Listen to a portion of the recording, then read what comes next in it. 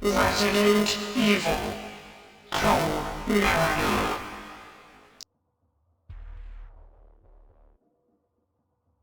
Part 4, Tyrannical Response.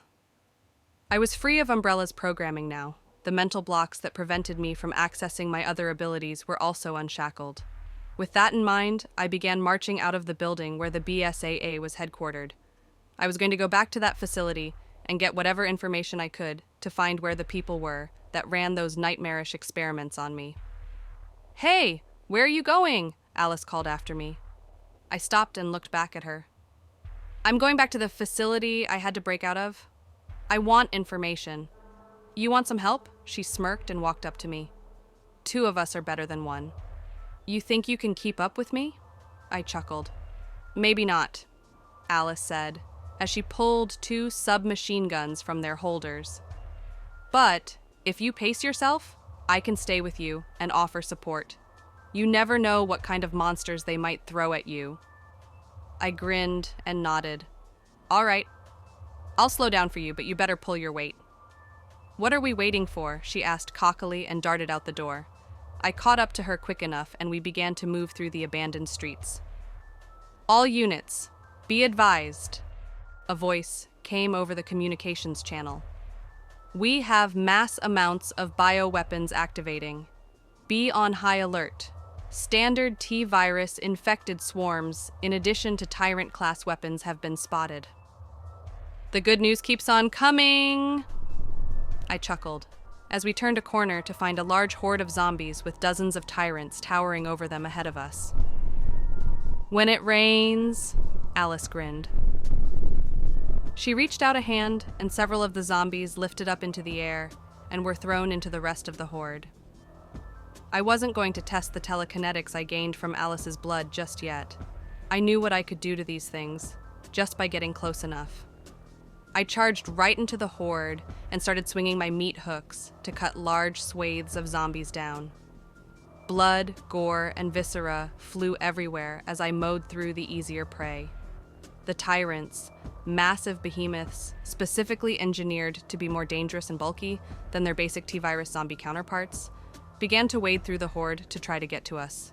Alice began to fire her guns at the horde, but the sounds of the battle faded away for me, only to be replaced by a cacophony of whispers. There was something in the Megamycete that was trying to make itself known. It was deep inside the memory of the fungal bacterium. My body went on autopilot, using the umbrella programming against the horde to fight for me as my mind slipped into the memories to find what was calling out to me. I found myself in black void. The ground was a bubbling mass of slime and fungus. A slightly lighter area appeared, and I approached it curiously. The roiling mass beneath me rose up before me slowly. The mass rose, and when it stopped, it was easily over twice my height. I could barely crane my neck high enough to look at the top of it. The whispers in the area began to focus around the large mass. The cacophony of noise dialed in, and finally started to make sense. "So much blood," a warbling voice called out. "What?" I asked, not sure what it was referring to. "What do you mean?" "So much blood," the voice said again. "You've spilled so much." I nodded. "Yes, I have." "What does it matter?" "I need it," the voice said. "Let me have it. Let me drink it. Let me revel in it. I will use it to become whole again." "And then what?" I asked suspiciously. Then, the voice boomed with fury. "Then I will take revenge on those who have wronged me. I will take back my home. Then I will rebuild it. And my family." "What's in it for me if I do let you loose?" I asked, crossing my arms. "All you've done is said what you'll do for yourself. But I expect something in return for this service." The mass was silent for some time. I got the sense that it was offended that I wouldn't simply do as it demanded.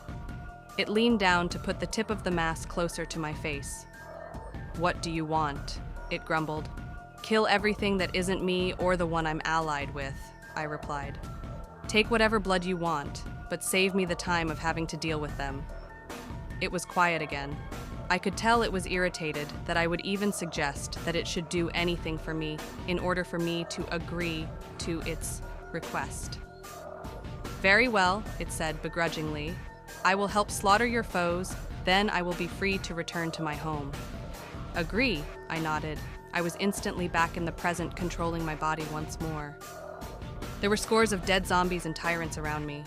I stopped my attack and knelt down, placing my hands in the river of blood that filled the street. Some of the megamycete that now made up my form slipped from my fingers and splashed into the crimson puddle.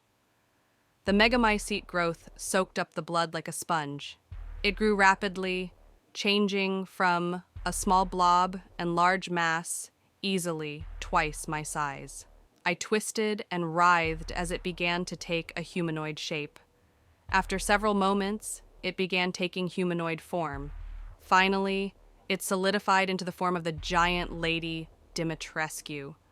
Her deathly pale skin, jet black hair, blood-red lips, yellow eyes, and ridiculously large bust were all there.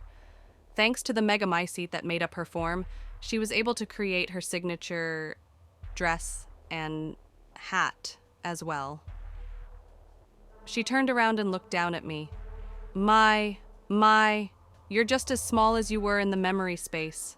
I crossed my arms and looked up at her. "And you're just as arrogant." She grinned wickedly and bent low to look me in the eyes. Her head alone was nearly as large as my head and torso combined. "Now, what makes you think someone as small as you can make me do anything?" I smirked and willed the street to rise up beneath me. I was lifted up to look her in the eye, pressing my chest against her with a dangerous smirk. "I may be small, but I can kill you in an instant if I choose." She laughed and flexed her hand, morphing her fingers into claws nearly as long as I was tall. "You think so, little one?" "It wasn't any effort at all to bring you back," I chuckled. "Creation is much more difficult than destruction. If you think for one moment that I'm weaker than some human with a few guns, you'd better think again. Now either you start killing these zombies, or I'll summon someone who can. I'm quite sure Salvatore would absolutely love to serve a mommy who would actually praise him." "You would dare suggest that that loathsome, bloated buffoon would be better in any way than me?" Dimitrescu shouted, her face contorting with fury. "Keep talking and we'll find out," I shouted back. We glared at each other for several moments before she huffed and turned away. She sauntered off and began to casually slice through the zombie horde. "Very well," she sighed as she walked away. "These underlings shall be dealt with as promised. You may go do what you need to do. Be assured that I will hold up my end of the bargain." "Thank you," I chuckled and lowered myself back down to street level.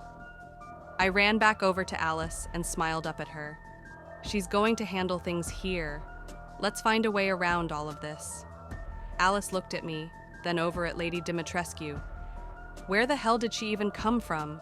I laughed and shrugged.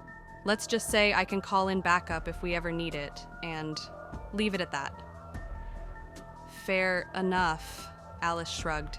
"It's still weird, though." "Fair enough," I parroted her. "Let's get going." We took off quickly. We ran parallel to the horde until we found a street where it was thinning out and used it to head to the facility.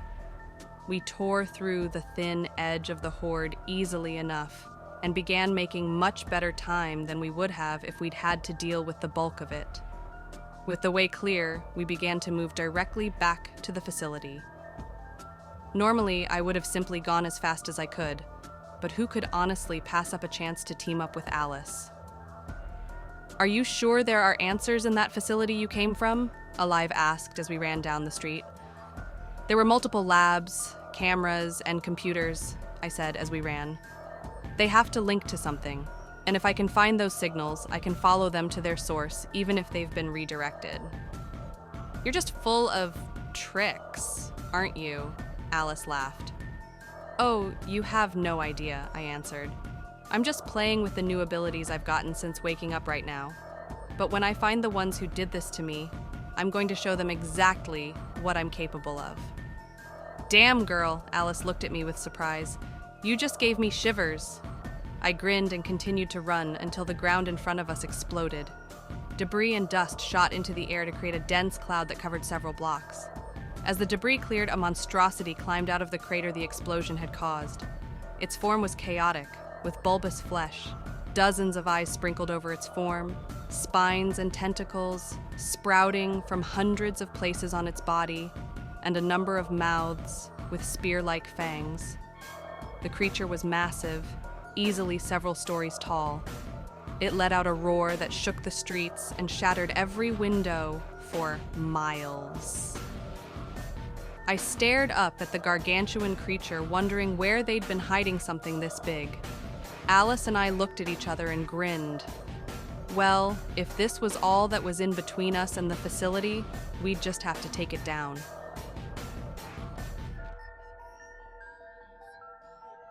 Hello, everyone. I want to let you all know that we recently hit 900 subscribers on YouTube and that we're preparing to hit 1,000 subscribers with an art contest and a Q&A. Please check the link in the description for all the details.